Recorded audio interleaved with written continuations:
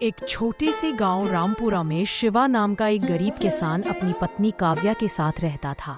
शिवा बहुत ही मेहनती इंसान था। तमाम तकलीफों और मुश्किलों के बावजूद दोनों हमेशा मुस्कुराने की कोशिश करते। एक रात दोनों अपने मुश्किल भरे जीवन के बारे में बातें कर रहे थे। यह गरीबी धीरे धीरे हमारी जिंदगी को छांट रही है काव्या। वो दिन दूर नहीं जब शायद 2 वक्त की रोटी भी नसीब नहीं होगी। जो होगा देखा जाएगा। और अगर कभी भूखे मरने की नौबत भी आई तो साथ साथ मरेंगे। इतनी चिंता क्यों करते हो? यह बताओ, हर हालात में तुम खुद को इतना शांत कैसे रख लेते हो? मरना तो एक दिन सबको है, फिर डरने से क्या फायदा? अगर सोचने से सब समस्याएं हल हो जाती तो मैं भी दिन रात बैठकर सोचती रहती। अच्छा छोड़ो, ये बताओ इतनी रात को ये पान की थाली लेकर आए हो? जरूर कोई फरमाइश है। तुम हमेशा मेरे मन की बात पकड़ लेते हो। आज भी सही समझ गए। कई सालों से साथ में हूँ। कब क्या और क्यों करते हो सब जानती हूँ। मैं सोच रही थी कि तुम्हारी खेती की आमदनी से घर चलाना मुश्किल हो रहा है। मुझे थोड़ी पढ़ाई लिखाई आती है। गांव के स्कूल में बच्चों को पढ़ा दूं तो हमें घर चलाने में आसानी होगी। अगर तुम स्कूल टीचर बन जाओगी ना तो मुझसे ज्यादा गर्व किसी को नहीं होगा। अरे मैं तो सबको बताऊंगा। सुनो सुनो, मेरी पत्नी एक शिक्षिका है। कोशिश करते। काव्या के घर से थोड़ी दूर रहते थे उसके पिता रामनाथ और सौतेली माँ सुषमा। काव्या की माँ के देहांत के बाद रामनाथ ने सुषमा से विवाह किया, लेकिन सुषमा शुरू से ही काव्या से नफरत करती थी। उसका ध्यान हमेशा अपनी बेटी नेहा पर ही रहता था। कुछ दिन में पूजा आ रही है। सोच रही हूँ नेहा के लिए साड़ी और उसके पति विक्रम के लिए नए कपड़े खरीद कर भेजूं। अरे कुछ ही दिन पहले तो उसके लिए सोने के गहने और विक्रम के लिए महंगी घड़ी भेजी थी। अब फिर से पूजा में देने की क्या जरूरत है? तुम पागल हो गए हो क्या? वो जमाई है। अगर पूजा में कुछ ना भेजा तो लोग क्या कहेंगे? गांव वाले कहेंगे दामाद की खातिरदारी करना भी नहीं जानते। वाह, नेहा के लिए तो तुम बहुत सोचती हो, लेकिन पिछले 6 सालों में कभी काव्या और शिवा के बारे में इतनी चिंता करते नहीं देखा। तुम हर बात में काव्या को मत घसीटो। मुझे उससे कोई मतलब नहीं है। वो तुम्हारी बेटी है, उसके बारे में तुम्हें ही सोचना है। अरे मैं तो ये सोचकर शादी कर लाया था कि तुम मेरी बेटी काव्या का भी ख्याल रखोगी, लेकिन अगर जानता कि तुम्हारे मन में उसके लिए इतनी जलन है तो कभी तुमसे शादी ही ना करता। तो मत करते। मैंने तो नहीं कहा था। मुझे तो बस मेरी बेटी नेहा की खुशी चाहिए। तुम्हारी बड़ी बेटी से मुझे सदा नफरत थी और रहेगी, चाहे तुम्हें अच्छा लगे या बुरा। रामनाथ यह सुनकर बहुत आहत हुए, लेकिन चुप रहे। नेहा और विक्रम की बात करी तो विक्रम बड़ा व्यापारी था। धन दौलत की कोई कमी नहीं थी, पर उसकी लालच की कोई सीमा नहीं थी। नेहा, मैंने कहा था ना अपने पापा से 1 लाख रुपए लाने के लिए। क्या हुआ? अभी तक माँ पापा से मिलने नहीं गई हूँ। सोच रही हूँ आज या कल जाऊं। लेकिन बताओ तो सही, इतने पैसों का करोगे क्या? अरे भाग्यवान, मुझे बिजनेस का कितना दबाव है तुम जानती हो। एक नई जमीन देखी है, बस 1 लाख की कमी है, नहीं तो सौदा फाइनल हो जाएगा। भविष्य में बच्चों के लिए जमीन जायदाद संपत्ति तो बनानी ही होगी ना। और सुन लो, एक दिन मैं इस गांव का सबसे अमीर आदमी बनकर दिखाऊंगा। इतना पैसा कमाऊंगा, रखने की जगह नहीं बचेगी। बचपन से मैंने पैसों की तंगी झेली है। अब लगता है कि पैसा नहीं, ये दुनिया ही बेकार है। खैर, जो भी हो, तुम्हें तुम्हारे पापा से वह पैसे लेकर आना ही होगा। उसके बिना काम नहीं बनेगा। ठीक है ना, तुम चिंता मत करो। ऐसा कभी हुआ है कि तुमने कुछ मांगा हो और माँ पिताजी ने पूरा ना किया हो? थी पैसों के ढेर लगाने और बड़ी बड़ी ख्वाहिशों की लहर उनके मन में उमड़ने लगी। दूसरी ओर काव्या और शिवा का जीवन संघर्षों में कट रहा था। रामनाथ अपनी बेटी से बहुत प्रेम करते थे। वे अक्सर चोरी छिपे काव्या से मिलने उसके घर आते। अरे बाबूजी, आज अचानक कैसे आना हुआ? कितने दिन हो गए आपको देखे? बेटी, मैं तुझे बहुत याद करता हूँ, लेकिन तूने पिछली पूजा के बाद से घर आना ही छोड़ दिया, इसलिए मैं खुद ही तेरे पास आ गया। कितने दिन हो गए आपको देखे? अपने अपमान को तो मैं सह सकती हूँ बाबूजी, लेकिन जिस घर में मेरे पति को सिर्फ गरीब होने के कारण नीचा दिखाया जाए, वहाँ मैं कैसे जाऊँ? मुझे पता है बेटी, सुषमा के व्यवहार से तुम दुखी हो, लेकिन इस मामले में विरोध करने की हिम्मत अब मुझ में नहीं है। ये बताओ, बेटा रघु मुझसे नाराज तो नहीं है? नहीं बाबूजी, उसके दिल में किसी के लिए कोई शिकायत नहीं है। उसने तो कई बार कहा कि मैं जाकर आपसे मिला हूँ, लेकिन मैं खुद ही उस घर में फिर कभी नहीं गई। अरे बेटा, तू मेरी पहली संतान है, उस घर पर तेरा सबसे ज्यादा अधिकार होना चाहिए, और आज तू उस घर से अलग हो गई। क्या फर्क पड़ता है बाबूजी? वो घर भले ही मेरे लिए बंद हो गया हो, लेकिन मेरा यह घर हमेशा आपके लिए खुला रहेगा। पूजा आने वाली है, इसलिए थोड़ी मिठाई और कुछ पैसे लेकर आया हूँ। इसकी क्या जरूरत थी बाबूजी? आपका आशीर्वाद ही काफी है। अगर तुम नहीं लोगी तो मैं समझूंगा कि तुम्हारे मन में अब भी मेरे लिए शिकायत। काव्या सुषमा की सौतेली बेटी थी और काव्या का पति शिवा एक गरीब किसान था। इसी कारण सुषमा हमेशा उनका अपमान करती थी, लेकिन शिवा हमेशा सुषमा को अपनी माँ जैसा सम्मान देता, चाहे कितनी भी बार अपमान हुआ हो। शिवा ने कभी विरोध नहीं किया।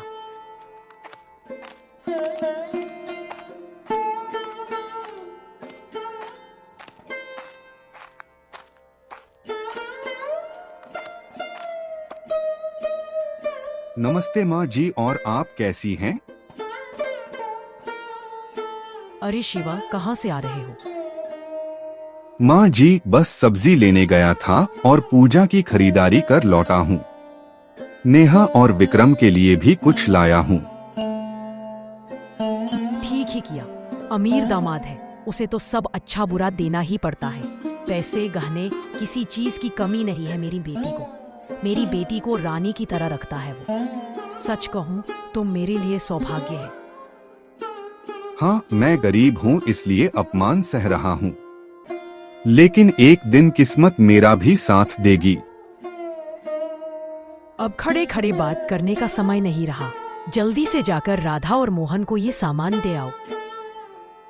सुषमा ने नेहा और विक्रम के लिए ढेर सारी खरीदारी की थी, लेकिन वो उससे संतुष्ट नहीं थे। उन्हें उससे और ज्यादा की उम्मीद थी और इसी को लेकर विक्रम नाराज था। तुम इतने चुप क्यों हो? कुछ बोल क्यों नहीं रहे हो? कितनी बार पूछ चुकी हूँ, लेकिन तुम कोई जवाब ही नहीं दे रहे हो। अरे 1 लाख की उम्मीद थी, लेकिन अब कुछ मिला नहीं। पूजा के लिए बस कुछ गहने और सस्ते कपड़े भेज दिए हैं। अरे ऐसे सामान तो हमारे घर के नौकरों को मिलते हैं। मैंने तो माँ से कहा था कि मुझे पैसे दे दे खरीदारी के लिए, लेकिन उन्होंने खुद जाकर सब खरीद लिया। इसमें मेरी क्या गलती? अरे मैं ऐसे सस्ते सामान कभी इस्तेमाल नहीं करता। ये जाकर घर के नौकरों को दे दो। इस बार तुम जैसे तैसे मान लो, मैं वादा करती हूँ अगली बार से ऐसा नहीं होगा। तुम्हारे बाबूजी के पास जो जमीन है ना, उसकी कीमत कम से कम 10 लाख की है। अगर हम वो जमीन ले लें। लेकिन वो तो पिताजी की पैतृक संपत्ति है। अगर हम वो खरीद भी ले तो माँ बाप कहाँ रहेंगे? अरे माँ बाप कहाँ रहेंगे, इसकी चिंता तुम क्यों कर रही हो? हमें अपने भविष्य की चिंता करनी चाहिए। लेकिन तुम्हें लगता है कि बाबूजी मान जाएंगे तुम्हें जमीन देने के लिए? उस जमीन का भविष्य में क्या दाम होगा, इसका अंदाजा भी है तुम्हें। लेकिन क्या यह गलत नहीं होगा? शुरू में थोड़ी हिचकिचाहट के बाद अपने स्वार्थ और लालच में नेहा विक्रम का साथ देने के लिए राजी हो जाती है।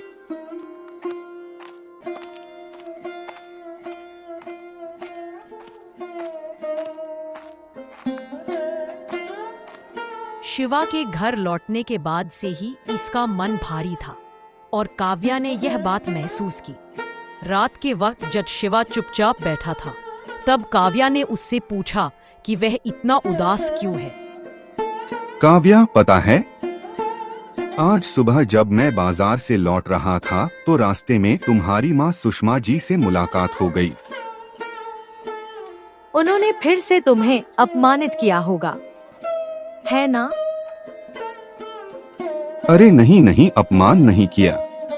देखा कि वह नेहा के घर की पूजा की सारी खरीदारी करके नेहा और विक्रम को देने जा रही थी।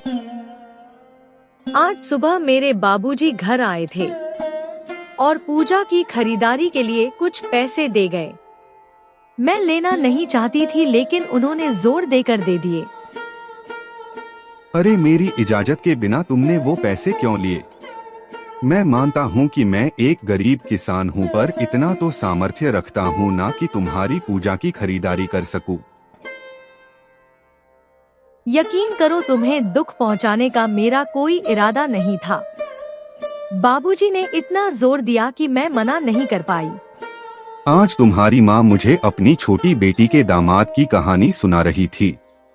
कितना अमीर है, कितनी दौलत और जमीन जायदाद है उसके पास, ऐसे ताने सुनाए हैं उन्होंने।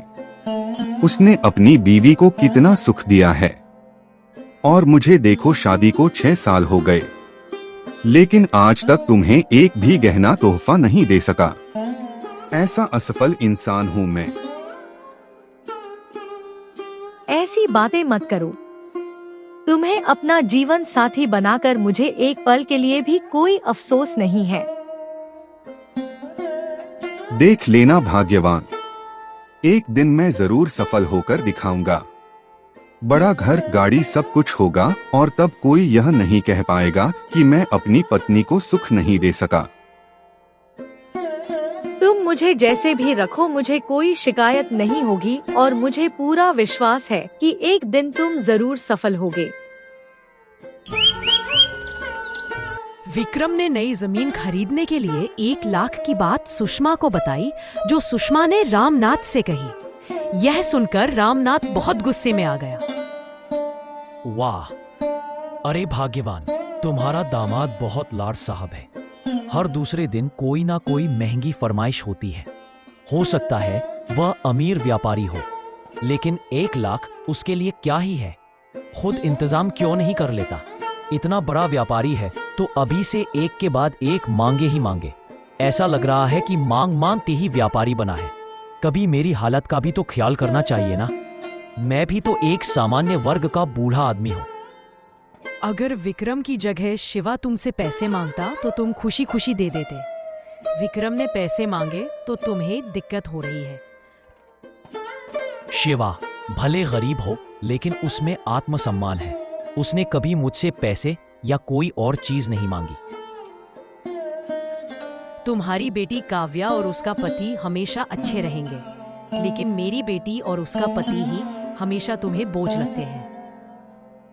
तुम्हारा ये विक्रम पर जरूरत से ज्यादा भरोसा और प्यार देख लेना हमें एक दिन कंगाल करके छोड़ेगा। उस दिन तुम्हें खुद ही पछताना पड़ेगा। अगर विक्रम खुश रहेगा तो ही मेरी बेटी खुश रहेगी, और मैं अपनी बेटी की खुशी के लिए कुछ भी करूंगी। अगर तुम पैसे नहीं दोगे तो मैं अपने गहने बेचकर विक्रम को पैसे दूंगी। अरे क्या तुम पागल हो गई हो क्या? अगर कल विक्रम कहे कि सब कुछ बेच दो तो क्या वो भी कर दोगी? अगर उसमें मेरी बेटी की खुशी है तो हाँ, मैं वो भी करूंगी। कुछ महीने बीत जाते हैं। उधर शिवा और उसके दोस्तों ने नया व्यापार शुरू किया, गांव से शहर तक चावल निर्यात। सालों की मेहनत के बाद अब तुम अपना व्यापार शुरू कर रहे हो। मुझे बहुत गर्व है। बस दुआ करो सब सही हो। मेरे दोस्त अरविंद ने बताया कि अगर निर्यात सही तरीके से किया गया तो इस व्यापार में बहुत मुनाफा है। तुम बस मन लगाकर मेहनत करते रहो। मुझे पूरा भरोसा है कि धीरे धीरे हमारे बुरे दिन चले जाएंगे। मैं तो अभी से सोच रहा हूँ कि अगर व्यापार अच्छे से जम गया तो सबसे पहले एक नया घर खरीदूंगा और उसमें तुम्हें रानी की तरह रखूंगा। अभी से ऐसी बातें मत सोचो। पहले भगवान का नाम लेकर व्यापार शुरू करो। अरे कुछ ही दिनों में हम शहर जाकर वहाँ के धान व्यापारियों से मिलकर सारी बातें तय कर लेंगे, फिर निर्यात का काम शुरू करेंगे। मैं यह खबर बाबूजी को बताऊंगी। उन्हें भी यह जानकर बहुत खुशी होगी। वह भी हमेशा यही चाहते थे कि तुम जीवन में बहुत आगे बढ़ो। इतनी जल्दी बताने की जरूरत नहीं है। पहले मैं शहर जाकर सब पक्का कर लूं, फिर सबको बताना। अभी के लिए यह बात बस तुम्हारे और मेरे बीच रहे। अगर एक बार मैं सफल हो जाऊं तो सबको दिखा दूंगा कि मैं भी अपनी किस्मत बदल सकता हूं और इस गरीबी से बाहर निकलकर मैं हर अपमान का जवाब दूंगा। तुम बिना किसी चिंता के आगे बढ़ो। मैं हमेशा तुम्हारे साथ हूँ। दूसरी ओर नेहा और विक्रम मिलकर एक नया षड्यंत्र रचते हैं।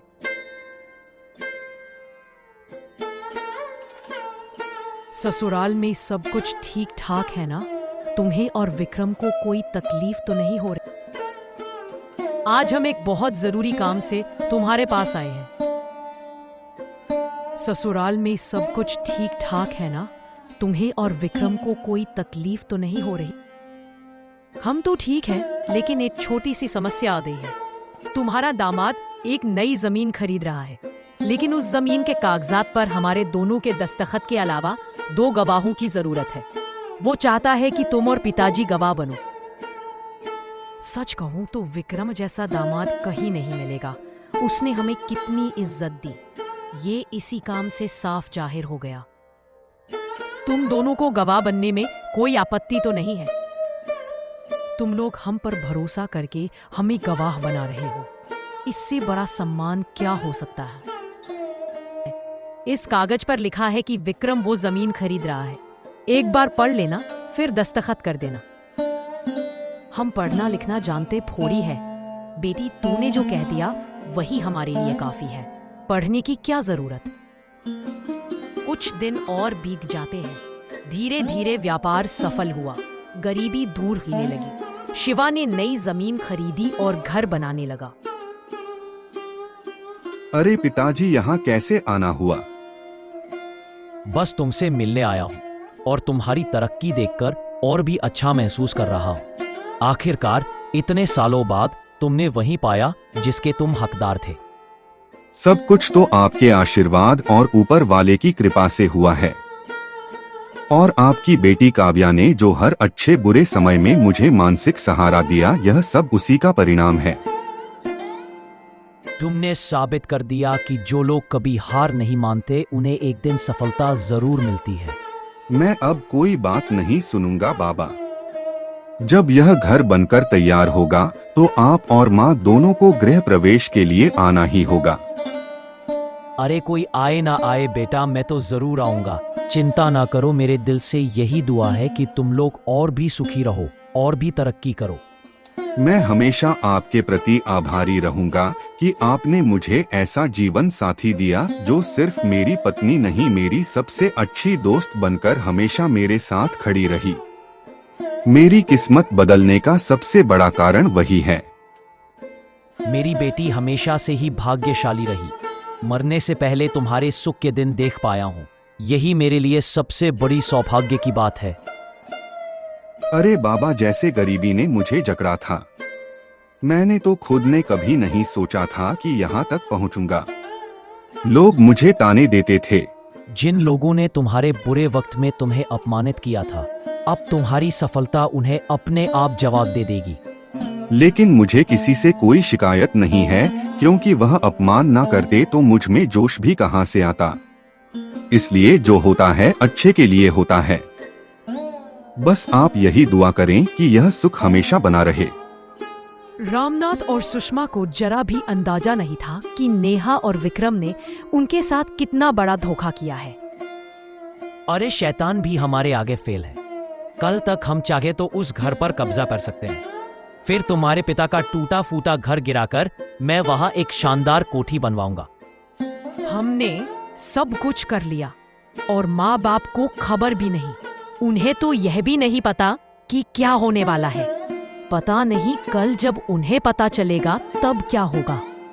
आज से 10 साल बाद उस जमीन की कीमत करोड़ों में होगी। मतलब हम करोड़पति बन चुके हैं। तुम्हारे माँ बाप इतने भोले हैं कि उन्होंने बिना कुछ पढ़े हम पर भरोसा कर लिया। लेकिन अगर कल हमने घर पर कब्जा कर लिया तो माँ बाबूजी कहाँ जाएंगे? अरे वो कहाँ जाएंगे, इससे मुझे क्या लेना देना। हमें तो अपनी मंजिल मिल गई। अर्जुन की तरह बनो, सीधा लक्ष्य को देखो, बीच में कुछ नहीं। बस यही सबसे बड़ी बात। कल जाकर उन्हें धक्के मारकर बाहर निकाल दूंगा। जो लेना था वो हमने ले लिया। उसके बाद वहां कहा जाए हमें क्या फर्क पड़ता है। चाहे तो भीख मांगे, हमको क्या लेना देना। तुमने सही कहा। माँ बाबा का क्या होगा यह सोचने का कोई मतलब नहीं। शायद कुछ दिन इधर उधर भटकेंगे, फिर जाकर वहीं काव्या और शिवा के पास भीख मांगने पहुंच जाएंगे। लेकिन हमें इन बातों से दुखी होने की जरूरत नहीं है। माँ बाबूजी के लिए थोड़ा बुरा लग रहा है, लेकिन उनके मुकाबले हमारा भविष्य ज्यादा अहम है। वो अब कितने दिन और जिएंगे, लेकिन हमारा तो पूरा जीवन पड़ा है। कल ही जाकर उन्हें बाहर निकाल देंगे और घर गिराकर नई कोठी का काम शुरू कर देंगे। और शिवा अपने नए घर के गृह प्रवेश के लिए एक छोटा सा समारोह करने की योजना बनाते हैं। क्या रायगंज के सोहन बाबू का नाम लिखा तुमने? उन्होंने हमारे बुरे समय में बहुत मदद की थी। उन्हें तो हम भूल ही नहीं सकते। अरे उन्हें कैसे भूल सकता हूँ भाग्यवान, वो तो हमारे खास मेहमान हैं। मैंने उनका नाम सबसे पहले लिखा है। मुझे नहीं पता माँ बाबा को गृह प्रवेश के समारोह में बुलाना ठीक होगा या नहीं। बाबा तो शायद हमारी खुशी में शामिल होने आ भी जाएंगे, लेकिन माँ तो मुझे बिल्कुल पसंद नहीं करती है। चाहे वो हमें पसंद करें या ना करें, लेकिन उन्हें निमंत्रण देना हमारा कर्तव्य है, हमारे साथ उनका रिश्ता जैसा भी हो। यह तो सच है कि वह हमारे परिवार का हिस्सा है, लेकिन अगर हमने नहीं बुलाया और अगर समारोह में आकर उन्होंने हमें अपमानित करने की कोशिश की तो सबके सामने शर्मिंदगी हो जाएगी। हम माँ बाबा दोनों को निमंत्रण देंगे। माँ आए या ना आए, कम से कम बाबा तो जरूर आएंगे। ठीक है, जब तुम कह रहे हो तो मैं नहीं रोकूंगी। हम कल ही दोनों को निमंत्रण देकर आएंगे। अब जब हमारी पहले से हालत बेहतर है और धीरे धीरे अच्छे दिन भी आ रहे हैं, तो मेरा मन कहता है कि माँ अब हमसे नाराज नहीं रहेगी। शायद वो भी हमारे निमंत्रण को स्वीकार कर हमारे गृह प्रवेश में शामिल हो जाए। सोचो, ऐसा भी तो हो सकता है।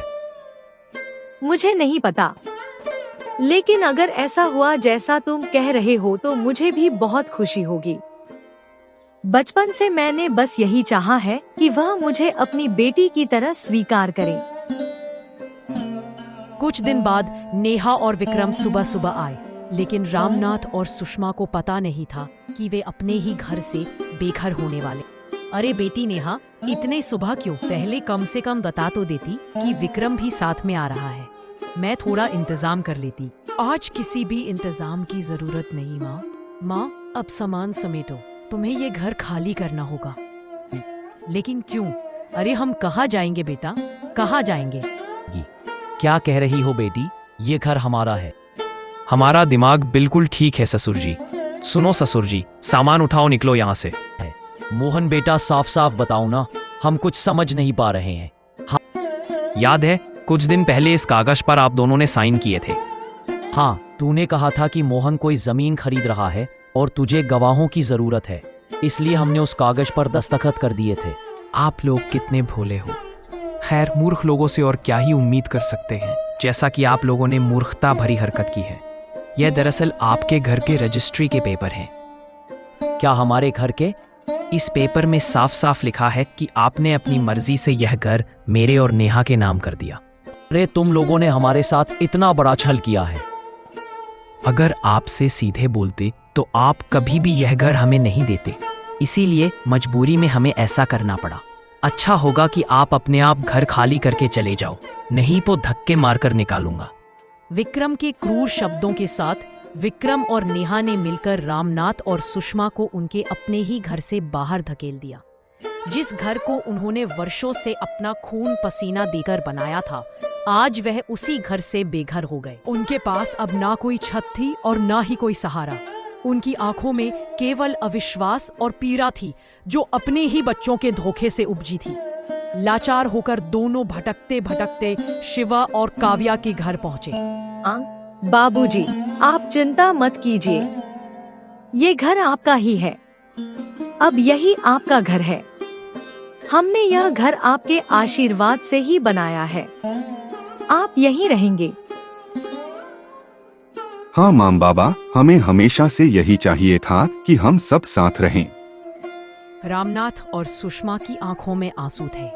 उन्होंने कभी सोचा भी नहीं था कि जिस काव्या को उन्होंने हमेशा दूर रखा, वही आज उनके बुरे समय में सबसे बड़ी सहारा बनेगी।